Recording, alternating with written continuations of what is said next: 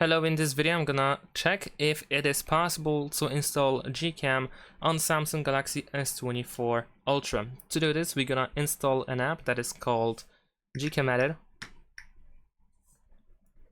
In the GCam Editor, we can actually check if there is a way to install the GCam on our device.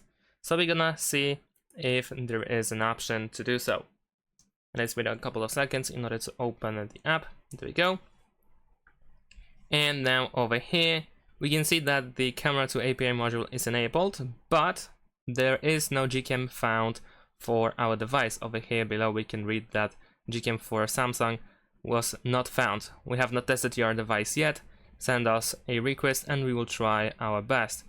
We can also try to get GCam for similar device, and then the app will check your device and see if there is an alternative compatible with your device, but unfortunately in this case it is not. If you're watching this video a bit later, then you might need to check it out by yourself. So if you wish to know the update, if there was an update for this device and whether it is now possible to install it, then you can download the app and check it for yourself. And that's pretty much it. Thanks for watching, leave a like and subscribe to my channel, and see you in my next videos. Bye.